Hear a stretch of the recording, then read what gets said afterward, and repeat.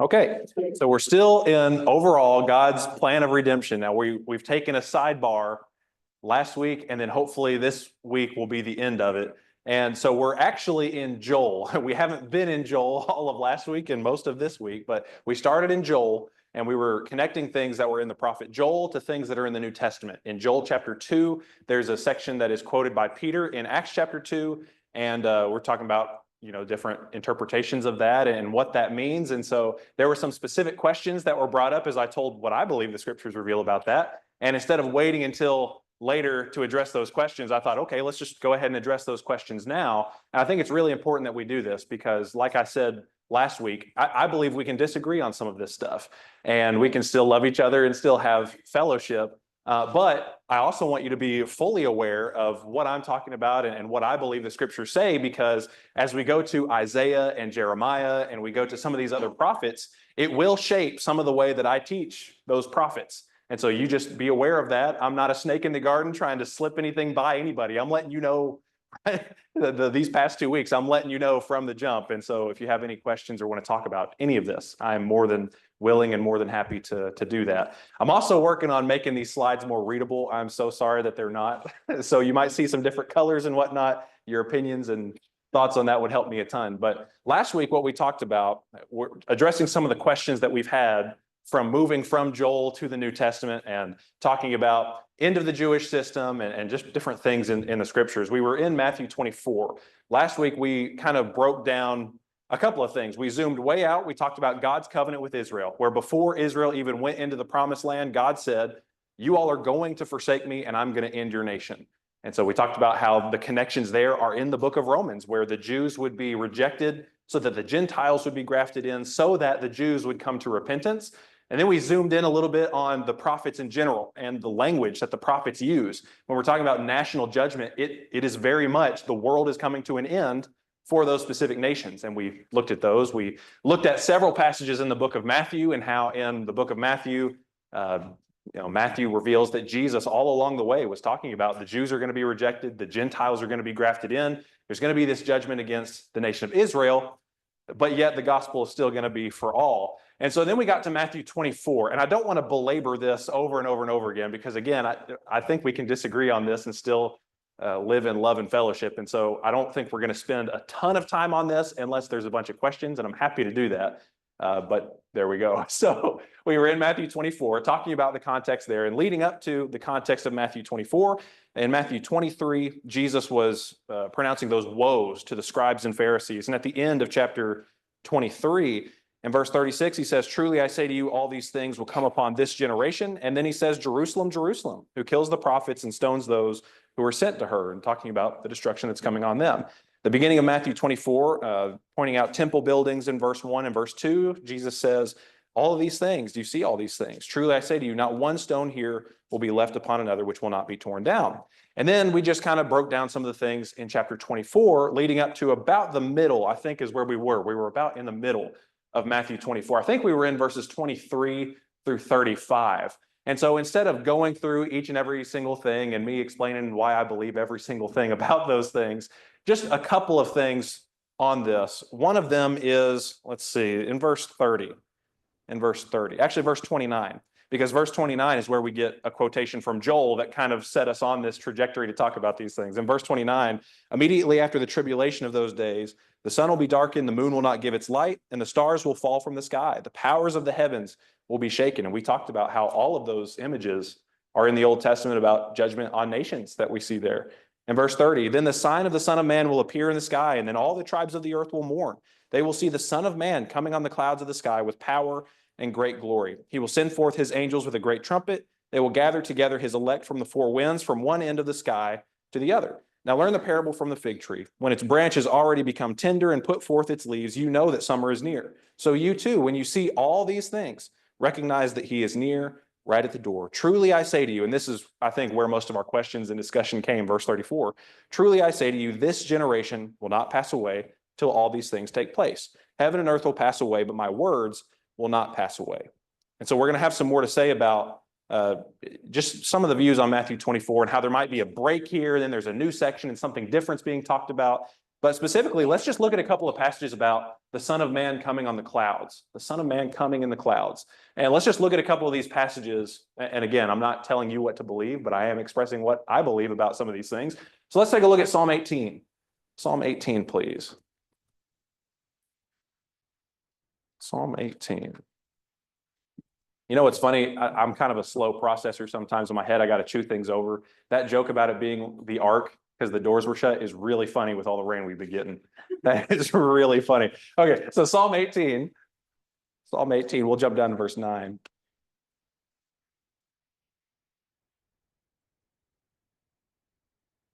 Psalm 18, look down at verse 9 here. And this is I love this psalm. It's sort of God being the deliverer over and over and over again. But in Psalm 18, look at verse 9 there.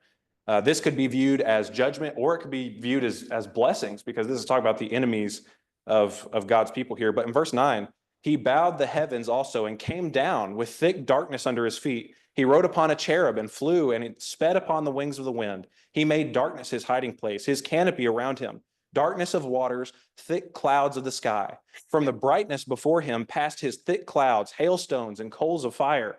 The Lord also thundered in the heavens, and the Most High uttered his voice. Hailstones and coals of fire. He sent out his arrows and scattered them. Lightning flashes in abundance and routed them. Then the channels of water appeared, and the foundations of the world were laid bare at your rebuke, O Lord, at the blast of the breath of your nostrils.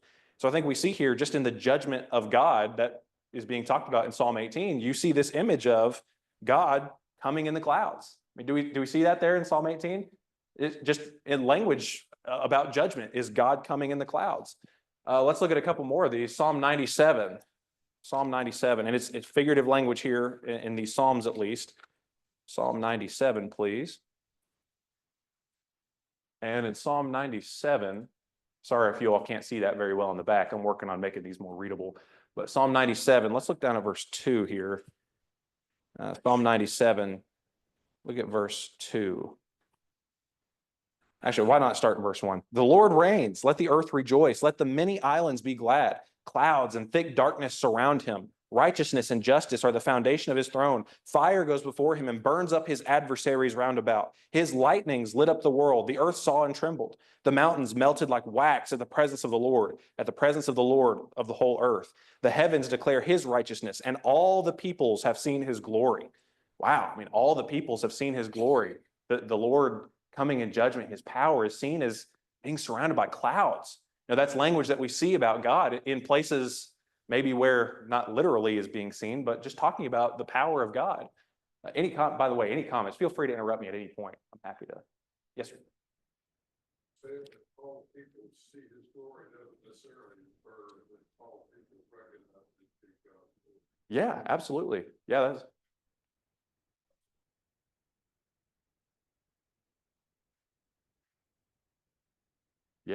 Yeah, absolutely. How did you say that? You said all the people seeing his glory doesn't mean that they recognize his glory? Yeah. Yeah, that's a great point. I think that's a really, really great point for sure. And especially as we look at the prophets, where that same language is being used about judgment on Edom, judgment on Babylon, judgment on all these places. Those armies are pumping, they're puffing their chests. They're like, yeah, we destroyed these people, but it's all ordained by God. So that's a great, great point. Psalm 104, please. Psalm 104. Psalm 104. And this is another great psalm. I say that about all of them probably, but this is another great psalm, really talking about God and his creation and how God's glory is seen in his creation. And in Psalm 104, let's start at verse 1. Why not? Start at verse 1. Bless the Lord, O my soul. O Lord my God, you are very great. You are clothed with splendor and majesty, covering yourself with light as with a cloak, stretching out heaven like a tent curtain. He lays the beams of his upper chambers in waters. He makes the clouds his chariot. He walks upon the wings of the wind. He makes the winds his messengers, flaming fire his ministers. So again, just talking about the power and glory of God, his presence, the power that he has. I mean, his clouds are his chariot. Clouds are his chariot. Now, does he literally ride the clouds like a chariot? I don't think so. But talking about the glory of God, the clouds are his chariot. Okay, any other thoughts on that one?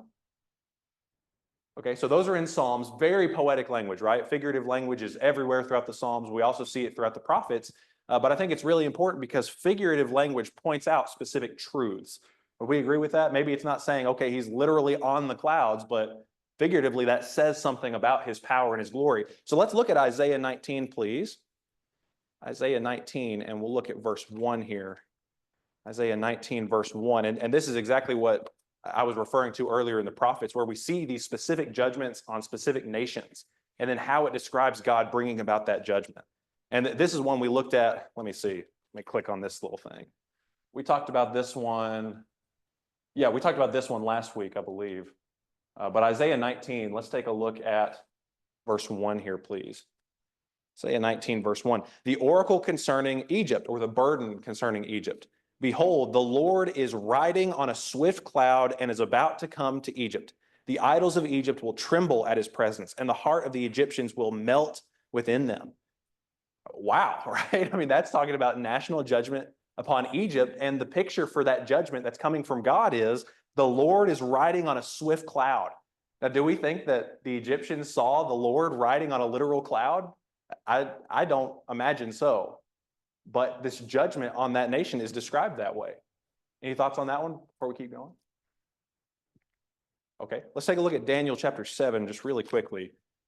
Daniel chapter 7, and we'll look at verses 13 and 14, please. Daniel's.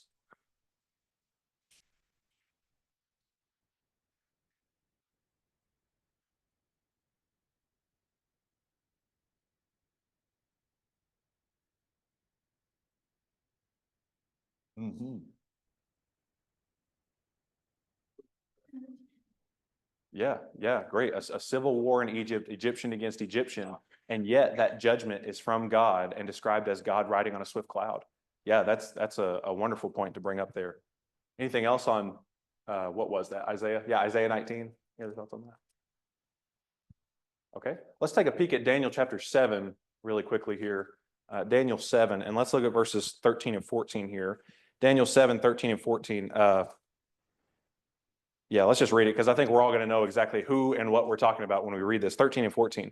I kept looking in the night visions, and behold, with the clouds of heaven, one like a son of man was coming, and he came up to the Ancient of Days, was presented before him. To him was given dominion, glory, and a kingdom, that all the peoples, nations, and men of every language might serve him. His dominion is an everlasting dominion, which will not pass away. His kingdom is one which will not be destroyed. So in Daniel 7, 13, 14, who are we talking about there? This is like Sunday school answer 101, right? Yeah, we're talking about Jesus, right? If you don't know, say Jesus, and it's probably right. Yeah, so this is absolutely talking about Jesus. And at what point of, I don't even know the right way to say this, at what big event is being described here for Jesus? What big event is this? It's in verse 14, when he receives something.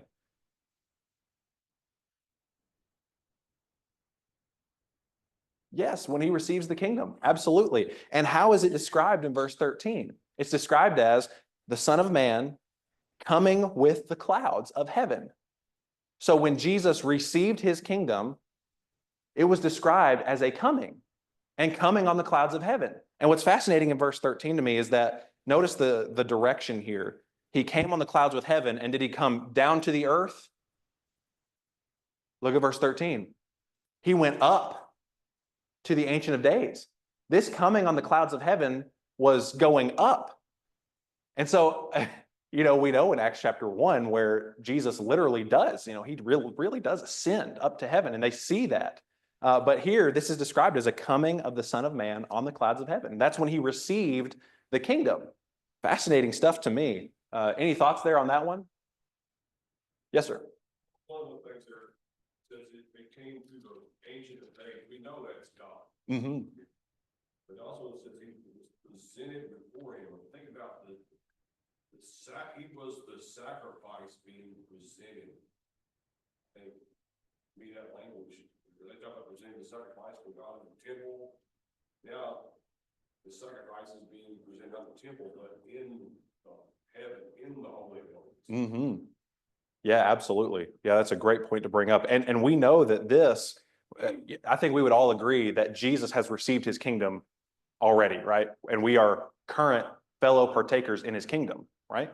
So we could say that the fulfillment of Daniel 7 verses 13 and 14 was a coming on the clouds of heaven where he went up to the Ancient of Days, and that one was not final judgment, right? But yeah, right, we could say that, and that's completely fine. Any other thoughts on that one before we move on to the next one? Yes, ma'am.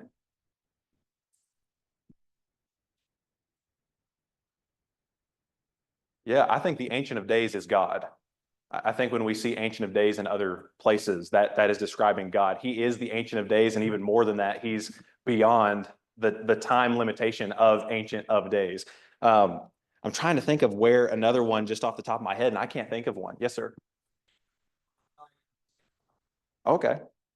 Yeah. Verse 9, I kept looking until thrones were set up and the Ancient of Days took his seat. Oh man, that sounds awesome. Took his seat. Vesture was like white snow, and the hair of his head was like pure wool. His throne was ablaze with flames, its wheels were a burning fire. Yeah, great. I appreciate that. Which is also fascinating right there in verse 9. A lot of that language is used about Jesus in Revelation 1 and 2, and just proving that Jesus is God. So yeah, absolutely. Did that help at all? Okay, yeah, really, thank you, Eddie, because I was like, I don't know where to go. Appreciate that. Yes, sir.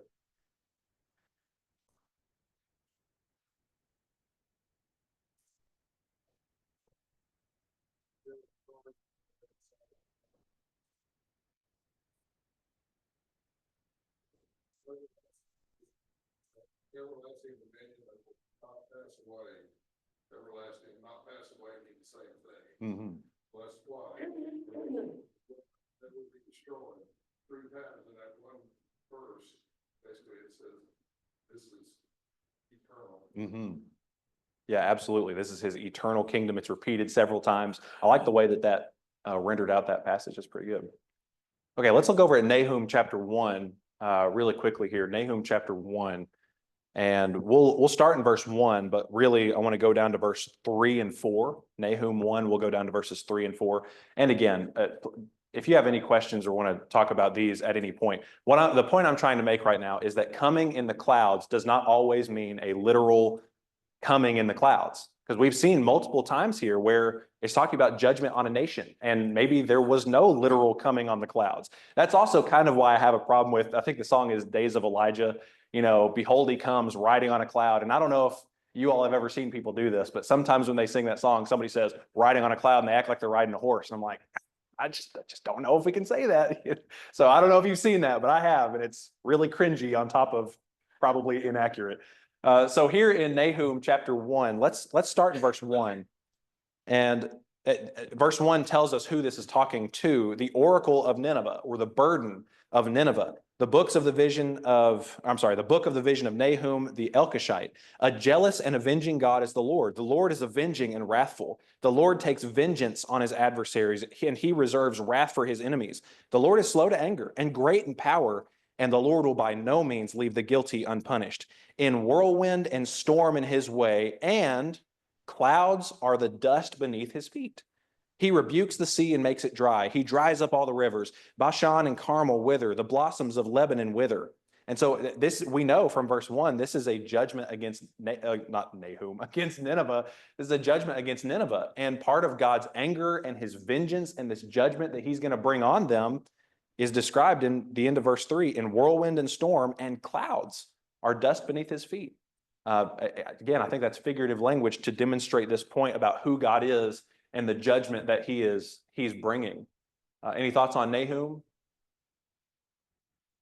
Okay, so then all of that just to say, when we go back to Matthew 24, whether we agree or we disagree, which again I think we can do in love and fellowship and have no problems at all, not every coming on the clouds is literal in the scriptures. Just like we saw last week, that the day of the Lord, I mean, there have been many days of the Lord in judgment against nations and judgment against peoples. Doesn't necessarily always mean the final day, the final judgment. There have been multiple days of the Lord, as we've seen. So when we get to Matthew 24, it's not unbiblical, is what I want to say. I hope you see that it's not unbiblical to apply that same kind of logic here.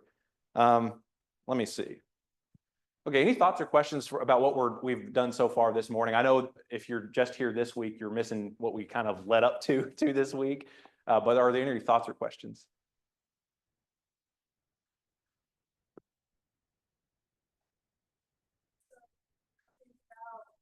The coming of Jesus, what exactly that looks like, whether he's already come, or he is to come from scripture. I've always visioned him on that cloud. So, but we don't see God exactly working like that, right? But throughout scriptures, I love how you pointed that out, and now I've got a completely different mindset on it. Yeah, and I hope it's not heretical at all, right? One of the things I did say last week, I'll say again, I do believe in a final coming, final judgment, Jesus literally coming, and I believe in a final resurrection, universal resurrection. I think passages like Acts chapter 1, where Jesus literally, his body is taken up into heaven, and the angels say, he will return in the same way that you saw him come down. I just think that there are different passages that maybe sometimes we use to talk about that coming that I don't think are talking about that coming. And so that's where I say that I think we can disagree and we can talk about this and still have love and fellowship because we believe the same things. We just might say these passages are different ones to go to for that point. Yes, sir. And I guess one other point to add to this is the fact that there are just a plethora of passages in the Old Testament where God had warned the people of Israel, starting from Moses, but through all of the prophets, that if they continued to violate his covenant, he was going to judge them. Mm-hmm. And ultimately, if this message is not about that, then where is the fulfillment of that? Mm-hmm. And to me, that's where, this Matthew 24, I agree with you. I interpret this as God's judgment against the nation. In this particular instance, mm-hmm. the nation that Jesus was speaking to, Israel.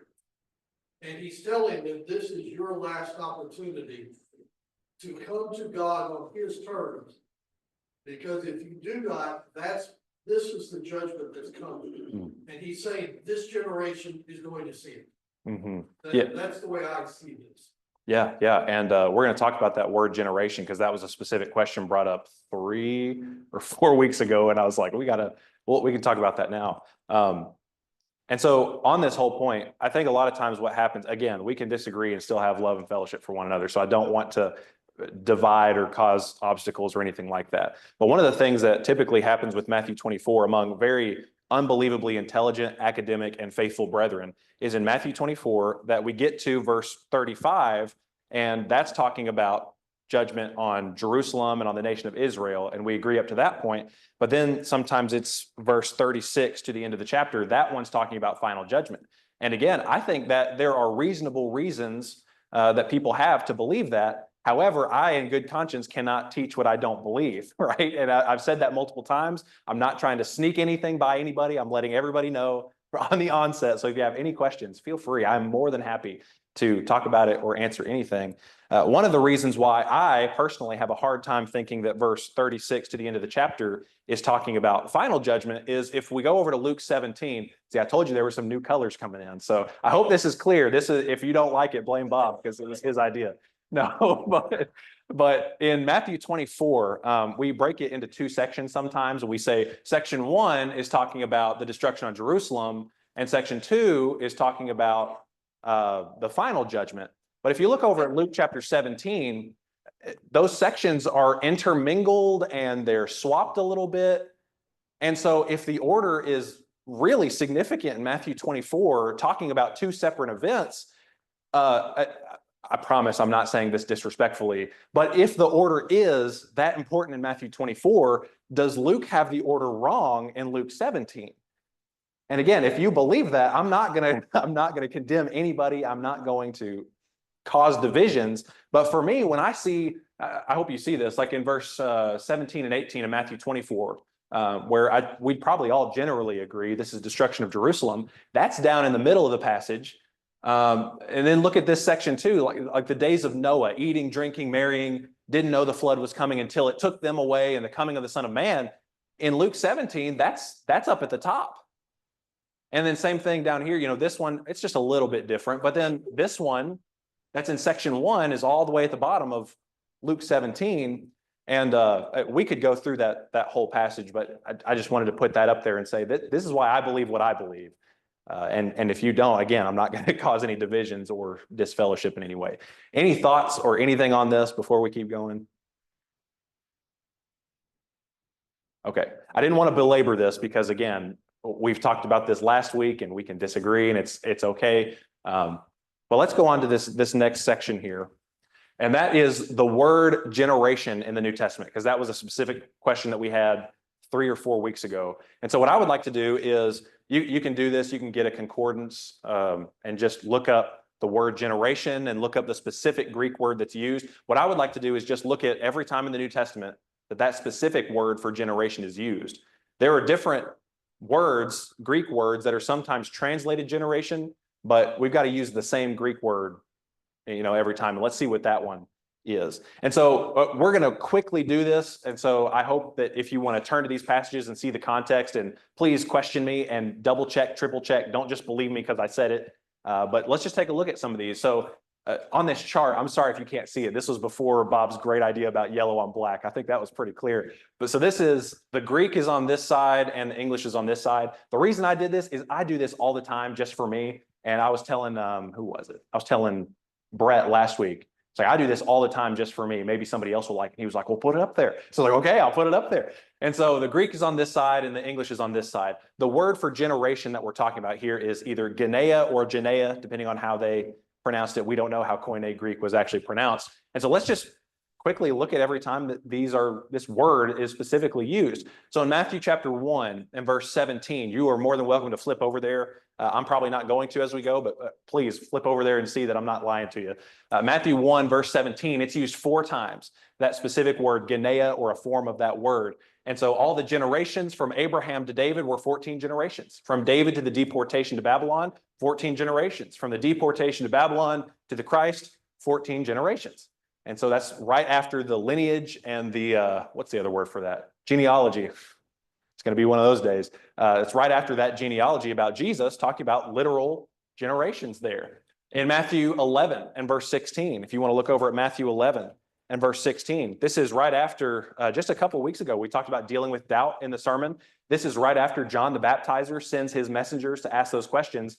Are you the one that we're looking for, or should we wait for somebody else? Jesus gives the answers, and then shortly after that, Jesus is condemning the people around him. If you want to look at Matthew 11, and in Matthew 11, down at verse 16, he says, but to what shall I compare this generation? It is like children sitting in the marketplaces and calling to their playmates. And that's where he says, oh, we played the flute for you and you didn't dance. We played a dirge, a funeral song, and you didn't mourn. You're not doing what we want.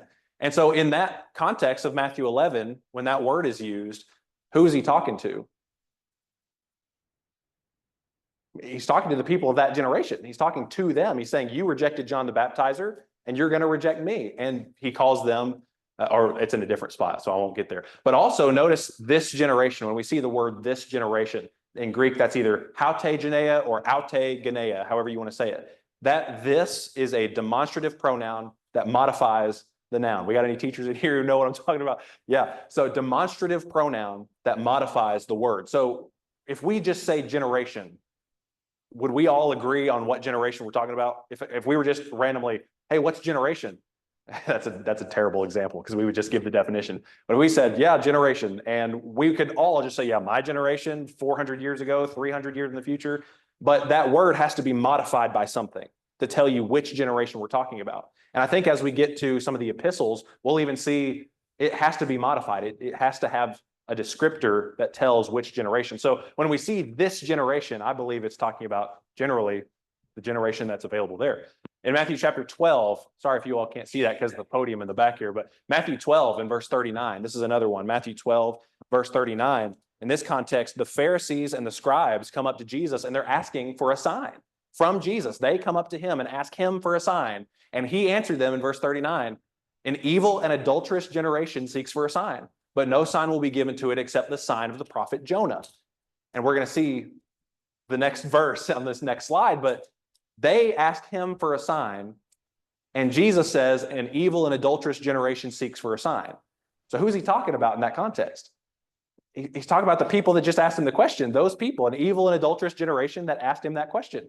And so then in the next couple of verses, sorry, I know the text's getting small. I'm terrible. I'm sorry.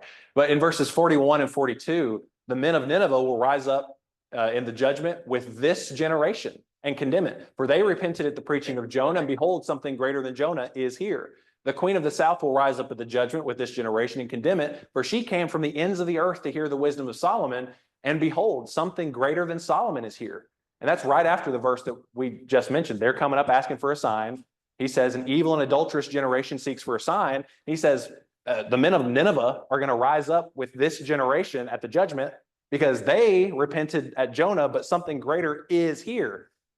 So he's talking about himself, right? And he's saying they're going to rise up in judgment against you because you're rejecting the Christ, and they repented at Jonah. And then same thing with the queen of Sheba, it is the queen of Sheba, but this says the queen of the south will rise up at the judgment with this generation and condemn it because she came to Solomon, but you all won't come to me. Something greater than Solomon is here. So in that context, who's the generation in that context?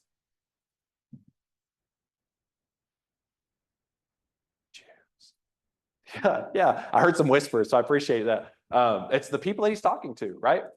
In Matthew 12, verse 45, just a little bit after that, Jesus tells a parable about, an evil spirit leaves a man and then it goes around to these waterless places and it comes back and brings 7 more because it's swept and put in order right there in Matthew chapter 12. And so then it goes and brings with it 7 other spirits more evil than itself. They enter and dwell there. The last state of that person is worse than the first. The last line of that is, so also will it be with this evil generation. Same context. Who's he talking about? He's talking about the people that he's talking to, that generation of people he's talking to. Matthew chapter 16. And in Matthew chapter 16, this is another situation. If you look at verse 1, Matthew 16, the Pharisees and the Sadducees came up and testing Jesus, they asked him to show them a sign from heaven. Pharisees and Sadducees come up and ask him for a sign, and Jesus says, an evil and adulterous generation seeks for a sign, but no sign will be given to it except the sign of Jonah. So he left them and departed. What was the sign of Jonah? Did we look at that just a minute ago? I don't remember if we did or not. We've talked about it before when we talked about Jonah. What was the sign of Jonah? Do you remember? I hear some whispers, so I think somebody's saying it. The sign of Jonah, just like Jonah was 3 days and nights in the belly of your version might say sea monster or great fish, so will the Son of Man be 3 days and nights in the belly of the earth. Well, when did that happen? That happened in that generation. And so the sign that they would receive, that generation would see, is the Son of Man rising from the dead. He's talking about death, burial, and resurrection there. And so an evil and adulterous generation seeks for a sign, but you will be given the sign of Jonah. So who's the generation? It's those people that he's talking to. In Matthew 17, look at Matthew 17 here. And in Matthew 17, I love this account. There's a crowd there, and a man asks Jesus to heal his son. He has this evil spirit that's possessing him. And Jesus' disciples couldn't do it. You remember that? Jesus' disciples couldn't cast out this demon. And look at what Jesus says after this. He said, can you heal my son? Because, he's getting cast into the fire. He's cast in the water, trying to kill him, trying to harm him. And this is what Jesus says in Matthew 17:17. O faithless and twisted generation, how long am I to be with you? How long am I to bear with you? Bring him here to me. So, who's he talking to there? But what's crazy is he's even talking to his disciples right there at that point. But he's talking about the people who are there. There's crowds. It actually says in one of these accounts, let's see, Matthew 17.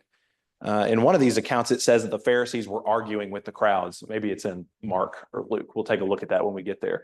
And so he's talking to that generation. In Matthew 23, this is one we've pointed out before, but again, this is this specific Greek word, genea, or genea, depending on how they would pronounce it. In Matthew 23, down in verse 36, this is where Jesus has been talking to the crowds and his disciples. He has laid out all of these woes on the scribes and Pharisees. You remember that? I don't even know if shellacking the right word, just shellacking them. Really letting them have it. And then at the end of that whole section, he says, truly I say to you, all these things will come upon this generation, in verse 36. And in verse 37, we know who he's talking about there because he says, Jerusalem, Jerusalem, who kills the prophets and stones those who are sent to her. Right? So in that case, it's talking about this generation. But then we get the last one in the book of Matthew is Matthew 24 and verse 34. And if this one is figurative, which I know there are people who believe this is figurative. If this one is figurative, this generation does not apply to the generation that Jesus was talking to, then this would be the only one in the book of Matthew that is figurative. And I don't know, for me, that's kind of suspect. That's not the right word, but For me, that says something. But maybe it is. Maybe it is, maybe it is. Let's look at Mark. In Mark, we're going to see, because Matthew and Mark are very similar, we're going to see many of the several accounts. In Mark chapter 8, and in this context, this is where Jesus calls Peter Satan because he denied that Jesus was going to die. And Jesus starts talking to the crowds and his disciples in Mark chapter 8. And down in verse 12, Mark chapter 8, verse 12. Oh, wait, hold on. That's the next one. In Mark 8, verse 12, people are asking him for a sign. Mark chapter 8, verse 12, if you want to look down at Mark chapter 8. Let's see, verse 11. The Pharisees came out and began to argue with him, seeking from him a sign from heaven to test him. And it says, Jesus, sighing deeply in his spirit, said, why does this generation seek for a sign? Truly, I say to you, no sign will be given to this generation. No sign will be given to this generation. So right there, who's he talking to? He's talking to the people that just came up and asked him for a sign, which is fascinating because we're going to see him again say, you are going to get a sign. But in this case, he says, you're not getting a sign, not the one that you want, is what I believe Jesus is saying there. In Mark 8, just a little bit further down, look down at verse 38. Mark 8, look at verse 38 here. This is where Peter has just been called Satan by Jesus because he denied that he was going to die. Jesus is talking to the crowds and his disciples, and down in verse 38, if you want to look at verse 34, it says he summoned the crowd with his disciples and said to them, and then we get this one, verse 38, whoever is ashamed of me and of my words in this adulterous and sinful generation, of him will the Son of Man also be ashamed when he comes in the glory of his Father with his holy angels. Now, right there, this might be where we're all like, okay, I mean, there it is. Son of Man is coming in glory with his Father and the holy angels. So that's got to be the final coming, right? That's the right language, isn't it? Look at the next verse with me, please. Look at chapter 9, verse 1. Jesus was saying to them, truly I say to you, there are some of those who are standing here who will not taste death until they see the kingdom of God after it has come with power. Fascinating stuff to me. I don't know. I've got questions about plenty of verses. I'll tell you, I've got some questions about this verse, but this generation, who's he talking about? He's talking about the people that he's talking to, because in chapter 9, verse 1, he says, there are people who are standing here who will not taste death until, or actually after you see the kingdom coming with power. I mean, amazing stuff. Okay, look at, let's see, chapter 13. I never really used this laser pointer, so this is fun for me. Look at chapter 13, and go down to verse 30 there. In Mark chapter 13, this is the same context as Matthew 24, by the way, just to be very clear. Matthew 13 is the same context as Matthew 24. And so in Mark 13, down in verse 30, he says, truly I say to you, this generation will not pass away until all these things take place. And so again, in the Gospel of Mark, if this one is figurative, this would be the only time in the Gospel of Mark that word is used figuratively. And again, I don't know about you, but for me, that's something that I want to keep in mind. Let's look at Luke, and now we'll get a couple of new scenarios and new times here. In Luke chapter 1 and verse 48, this is Mary. Mary is, I can't remember what people call it, but where she's blessing and praising God because of what he is going to do through her, and she's going to give birth to the Messiah. It says that God has looked on the humble estate of his servant. For behold, from now on, all generations will call me blessed. From now on, all generations will call me blessed. Now, I think that's really significant because the word generation has to be modified. It has to tell us which generation. It can't just be left on its own. And in this case, it's not. It says, from now on, all generations will call me blessed. I mean, that's really clear, isn't it? So we could ask the same question. Which generation is she talking about? All generations from the time right then to the end of time. That's all generations. It's very clear for us, right? Because the word generation has to be modified by something. Mary has another one in Luke 1, verse 50. I'm sorry, I know that's getting even smaller, the words there. In Luke 1, verse 50, his mercy is for those who fear him from generation to generation. So again, this is another one where we are told who and when and where even, from generation to generation. So it's the exact same one that she said before. It's from this generation to the next one to the next, all generations right there, right? We see that? The word generation has to be modified. Look at Luke 7 and verse 31. And in Luke 7, verse 31, this is the same account of after John the baptizer asks the questions, sends his messengers to ask Jesus these questions.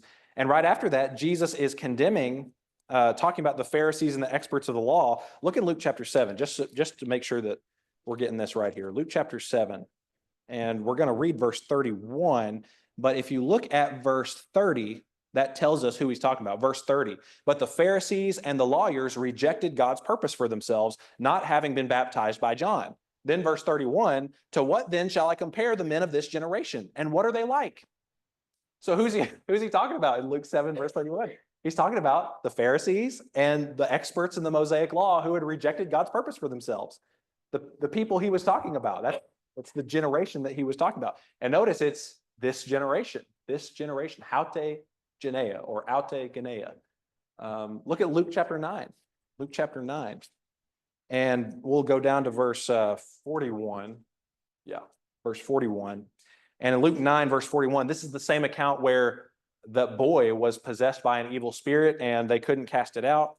And in Luke 9, verse 41, the disciples couldn't cast it out. And so they asked Jesus to, and Jesus answered, "O faithless and twisted generation, how long am I to be with you and bear with you? Bring your son here." So again, who's he talking about there? We already talked about that one. He's talking about the people he's talking to. How long will I bear with you? And what's fascinating about this one, I meant to say it earlier, but I didn't. When we were looking at Deuteronomy, oh man, we're in trouble. When I was talking about Deuteronomy 32 last week, and when we did it way back in Deuteronomy, what does it say 2 times in Deuteronomy 32 the nation of Israel would be like when God would bring the end to them? He said they would be a crooked and perverse generation. Fascinating stuff that it keeps coming back. In Luke 11, we'll just read this one really quickly. Luke 11, verses 29 through 32. When the crowds were increasing, that's what it says right there at the beginning of verse 29. Crowds were increasing. He began to say, this generation is an evil generation. Who's he talking about? I think he's talking about the crowds. Why would he be saying, yeah, some generation in the future, they're going to be evil? He's talking to them. It seeks for a sign, but no sign will be given to it except the sign of Jonah. As Jonah became a sign to the people of Nineveh, so will the Son of Man be to this generation. Just like Jonah was a sign to the men of Nineveh in that time period, in those days, so will the Son of Man be to this generation. The queen of the south will rise up at the judgment with the men of this generation and condemn them, for she came from the ends of the earth to hear the wisdom of Solomon, and behold, something greater than Solomon is here. The men of Nineveh will rise up at the judgment with this generation and condemn it, for they repented at the preaching of Jonah, and behold, something greater than Jonah is here. We talked about that one in Matthew's account, and I think in Mark's account, I can't remember, but he's talking about the people there that he's talking to.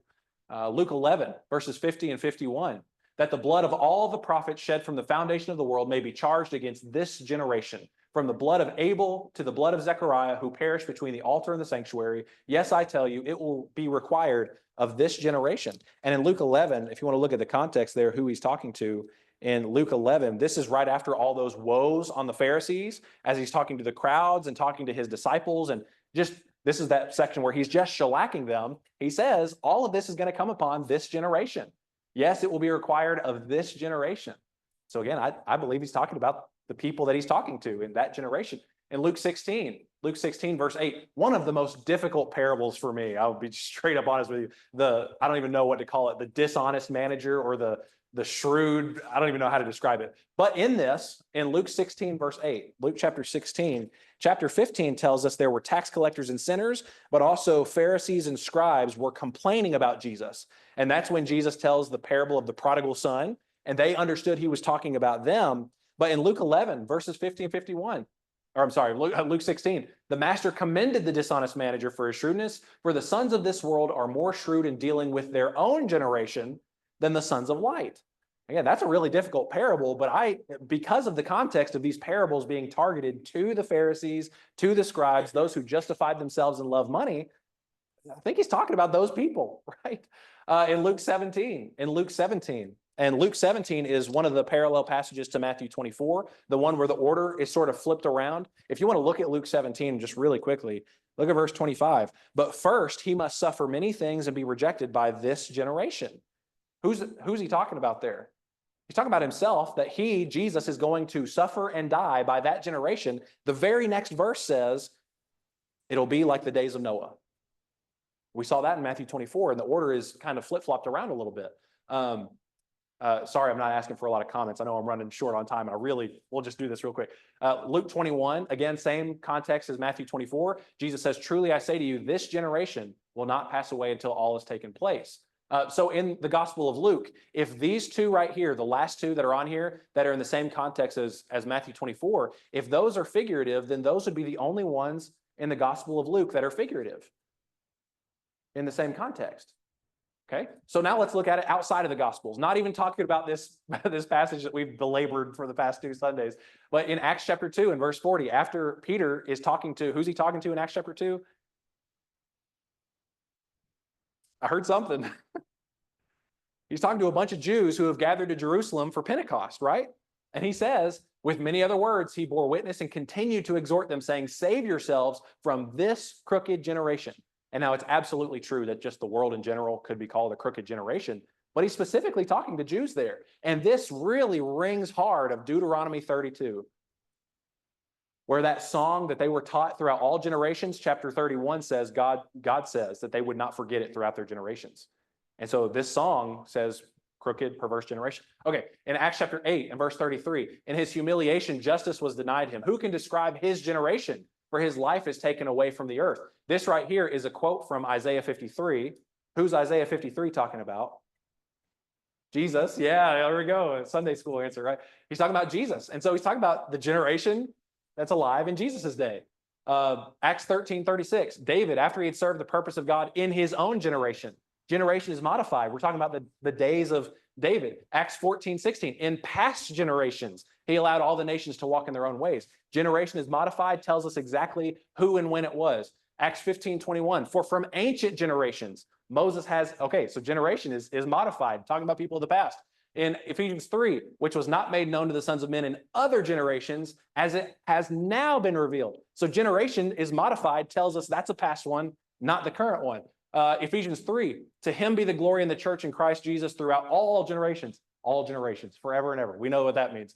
Philippians 2, verse 15, you may be blameless and innocent, children of God without blemish in the midst of a crooked and twisted generation among whom you shine as lights in the world. Crooked and twisted generation. We read about that in Deuteronomy 32, didn't we? Fascinating stuff. Last two, Colossians 1:26, the mystery hidden for ages and generations, but now revealed to his saints. So it's modified. It's told which generations are being talked about, and it's not the current one because it's now been revealed. And then Hebrews 3:10. Therefore I was provoked. I love this one. I wish we had more time to talk about it. Therefore I was provoked with this generation and said, they always go astray in their hearts. They have not known my ways.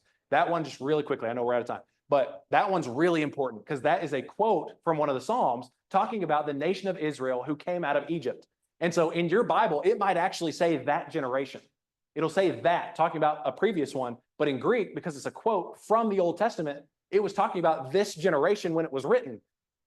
And so that's really fascinating stuff. Okay, so all of that just to say, I want this to be the end of this, and we'll talk about it more if you want to. I'm more than happy to, but when the word generation is used in the New Testament, it is always modified and explained with another word or another set of words. And I think it's always talking about a literal generation. But we can disagree on that. And the reason for doing this is because of the connections from Joel. So after this, unless we got some questions I'm happy to address, we're going to go back to the prophets next week, okay? All right. Thank you very much.